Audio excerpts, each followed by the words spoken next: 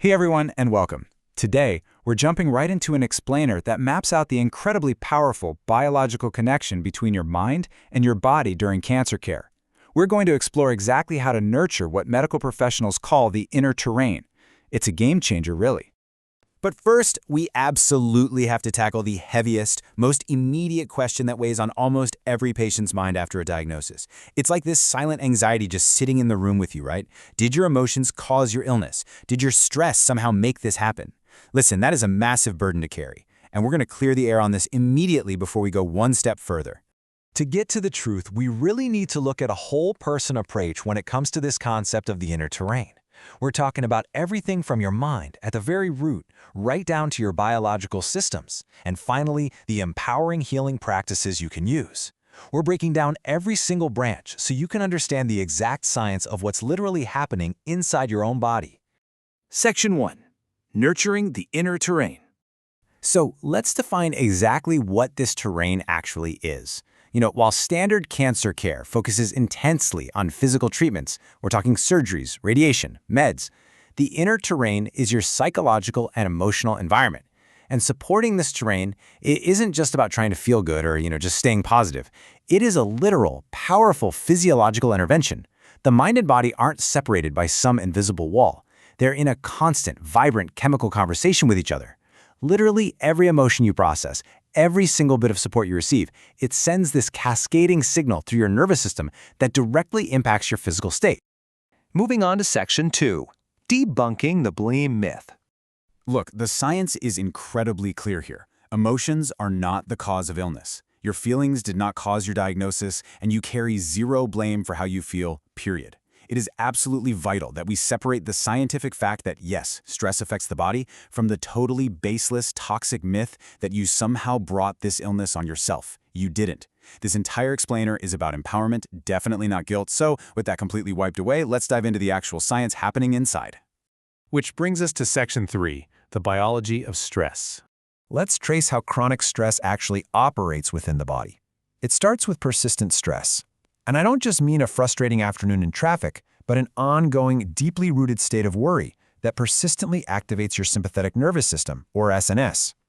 Think of your SNS as your body's built-in alarm system. When it gets locked in that fight-or-flight mode day after day, it triggers a constant flood of neurohormones, specifically one called norepinephrine.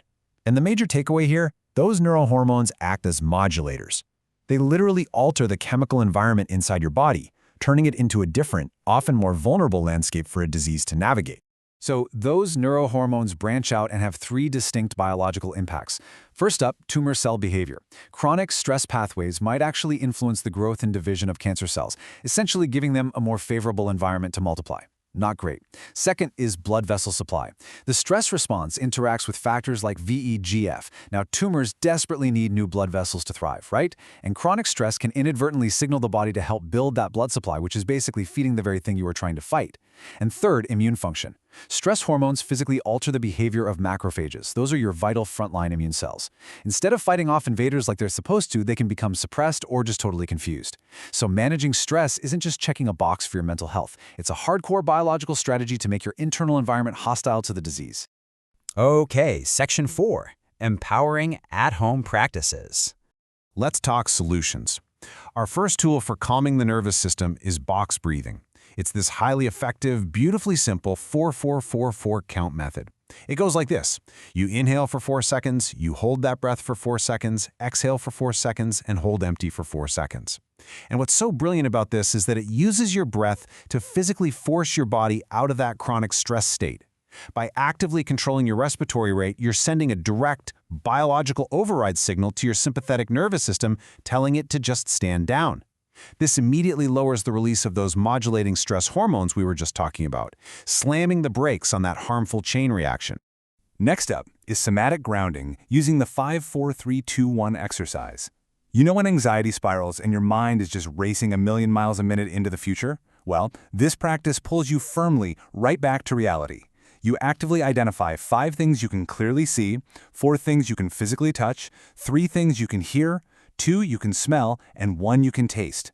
By forcing your brain to process all this complex sensory data, it acts like a literal circuit breaker. It engages a totally different part of your brain, interrupts that stress loop, and brings your entire focus back to the physical safety of your immediate environment. Right here, right now. And that brilliantly leads us to our third practice, expressive journaling to release the burden. This is where you're encouraged to write freely, and absolutely without judgment, about your fears, your anxieties, and your grief. The goal here is simple, but man, is it profound. Move thoughts from the shadows to the page. This takes those invisible, incredibly heavy emotional burdens that are just quietly activating your nervous system in the background and literalizes them on a physical piece of paper. It's a way to process emotional trauma so your nervous system doesn't have to carry the entire load internally. And there's a surprising biological fact here.